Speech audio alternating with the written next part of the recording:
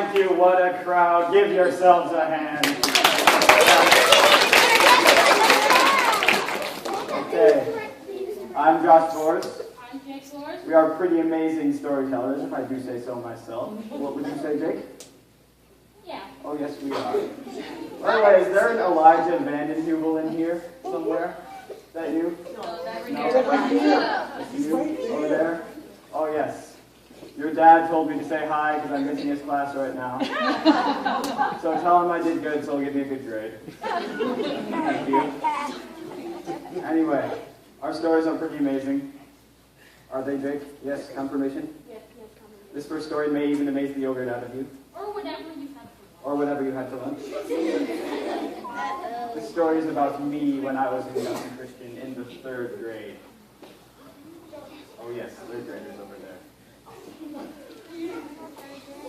Mrs. Bergsma told us we were going to do an art project. We were going to paint murals on the school wall. You still do that?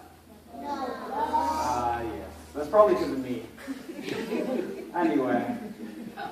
She said we could do whatever we liked. So some kids did peace signs, and some did dolphins, and some did rainbows, and I did blood-sucking alien raccoon zombies.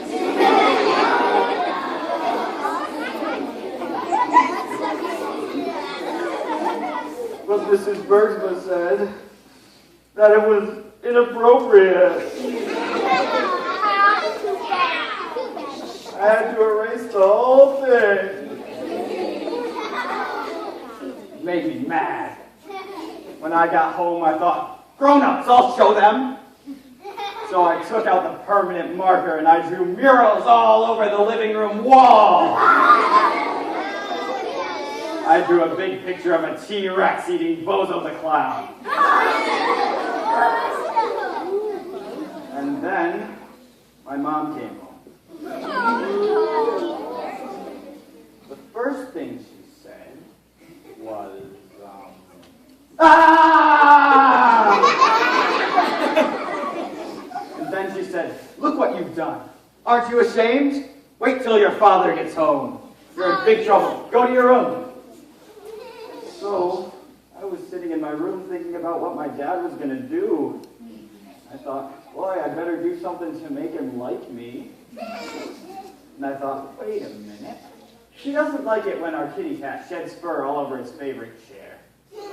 I know what I'll do. I'll give Kitty a haircut.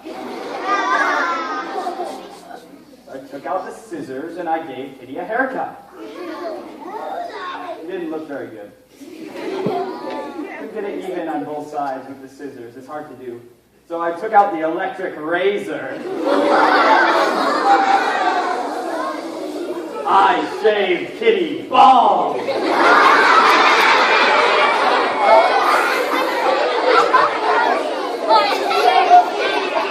looked like a big rat.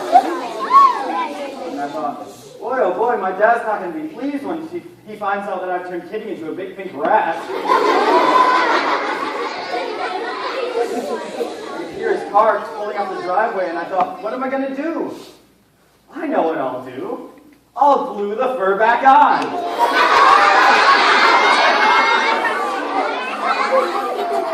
I painted Kitty with rubber cement, and I tried to stick the fur back on, but Kitty got away.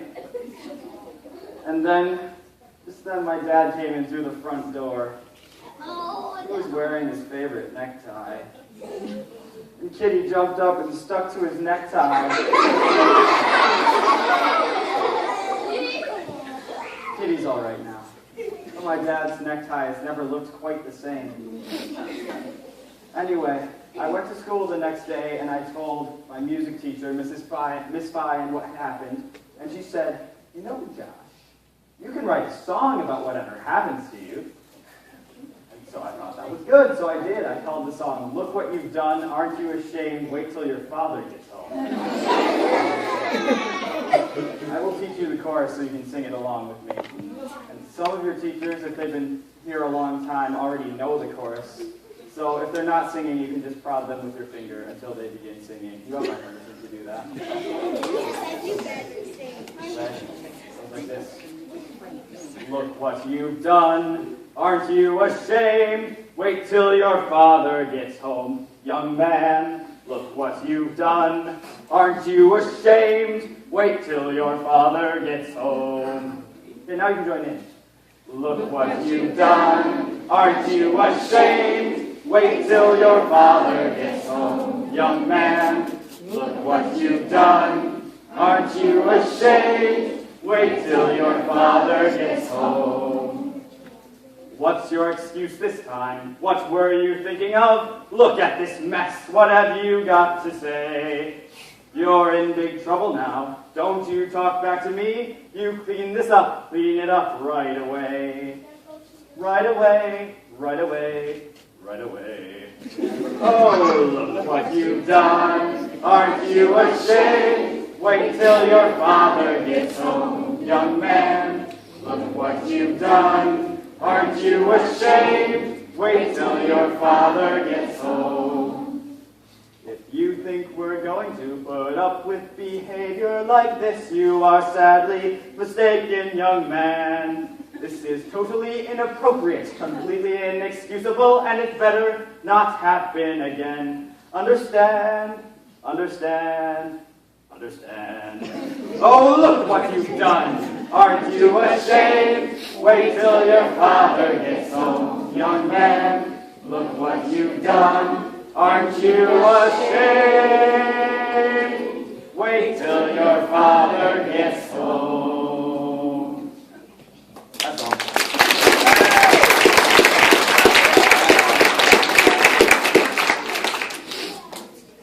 And now, another story. Josh got to pick this story. He said it would be a classic tale of adventure, heroism, and villainy. Josh, he's been reading some fancy stories lately, like Shakespeare. How many of you know who Shakespeare is? Well, for those of you who don't know, he was an old writer who wrote stories with big words that nobody understands. Now, I'm scared that Josh's story might be like that, so I decided that I would help him and make sure that you guys don't get lost. So, here's Josh and his story of classic tale of adventure, heroism, and villainy. Excuse me. In an era distinct in both time and measure, Once upon a time, there did exist a trio of swine, diminutive. there were 3 little pigs. Woe, the matriarch of the aforementioned Gruntles, get thee gone, and begin thine course upon the world to seek thine fortune. Be prosperous, industrious, and secure. Fare thee well. Their mom kicked them out of the house.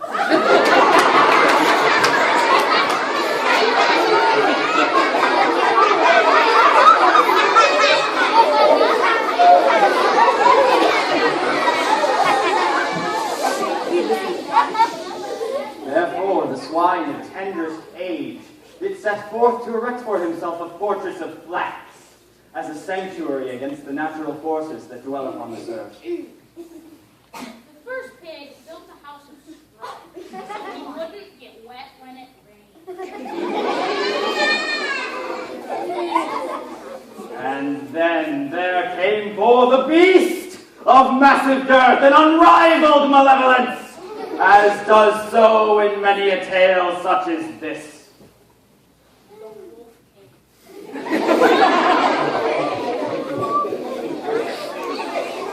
And the wolf spake as such.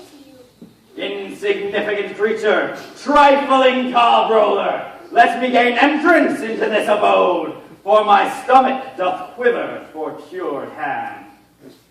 The wolf said, little pig, let me come in. Nay, nay, ne'er shalt I do such a thing, not by whiskered jowl nor bristly jaw. No,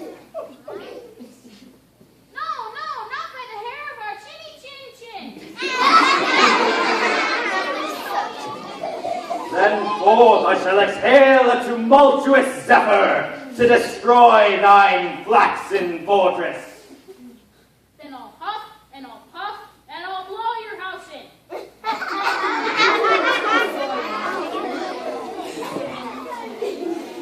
in the manner of which he described. Bringing forth a gale of destructive power, the wicked beast reduced the domicile to waste. The wolf blew the house down. Bereft of shelter and wishing a continuation of his time on this mortal ground, the porcine creature fled the field, knees knocking toward the house of a close relation. The pig ran away.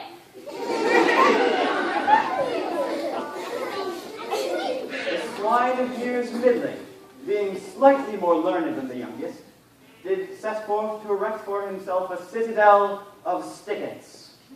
Stickets? Indeed, stickets. Okay. Did erect for himself a citadel of stickets, a material both stout and stalwart. The second pig built a house of sticks. With his gaze alighting the distant horizon, he spied a familiar figure sprint with haste tremendous toward the shelter of his newly erected abode. He saw his brother run as fast as he could towards his house.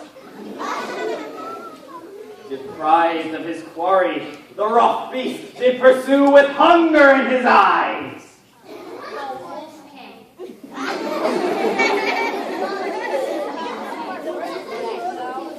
Slight sus, stunted shouts, grant me passage inside thine timbered walls. Little pigs, let me come in. By no means. This we do refuse. Nary shall our vibrissa allow such a thing to occur. No, not for the hair of our chinny chin chin.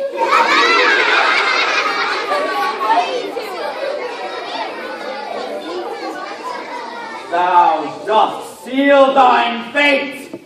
I shall bring forth such destruction from my maw as had never been seen upon this ground by anything alive. Then I'll huff, and I'll puff, and I'll blow your house in.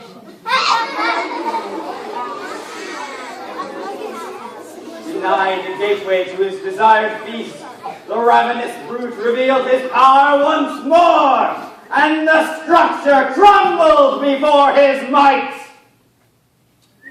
The wolf blew the house down.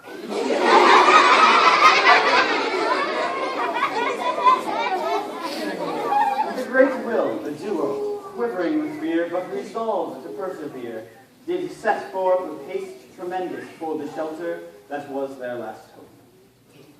The pigs ran away.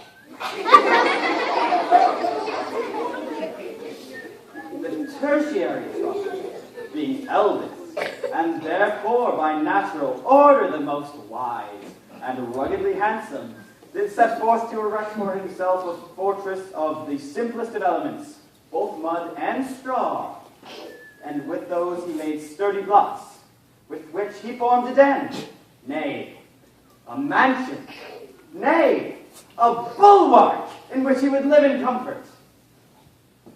The third pig, who thought he was so smart, built a house of bricks. Most clever and dapper soul, did observe his brothers numbered 1 and numbered 2, seeking shelter from the pursuing monstrosity that was the wolf. He saw his brothers being chased by the wolf. Minute mammals, short-lived swine, unbar thine gateway. Little pigs, let me come in. This proposal we do reject, we adamantly decline, and our resolve will not relent, even as much as late day stubble. No, not for the hair of our chinny chin chin.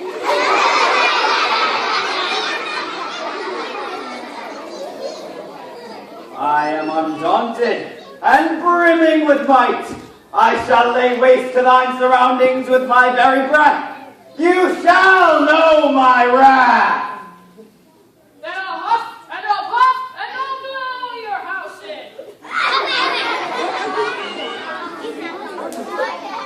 Having expressed his power to the fullest extent, the dastardly devil, saw to his great dismay the structure standing, undamaged in even the slightest manner, standing in opposition to his will. The house stayed up. Seeking yet to gain entrance, the villainous vermin sought alternative means by which to meet his meal. Circling not once, nor twice, but thrice around their fortress, he spied an aperture sufficient for his needs. Those crafty swine believe in their hearts that they have won, that this concrete castle within which they abide is without flaw. Yet through that chimney I shall creep, descending upon them unawares.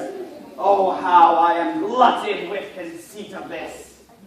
Just before the dinner hour, the wolf did scale to the uppermost peak and leapt triumphantly.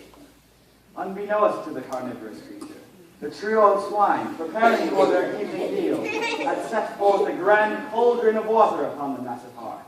The wolf, committed to his plunge, did land squarely within the bowl, and added great flavor to the pig's victory feast, that was devoured with all the tremendous gluttony that their names do suggest.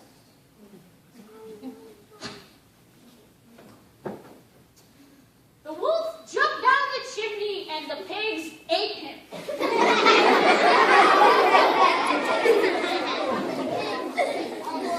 With this now we draw our conclusion and ask thee, fair listeners, to bid us adieu.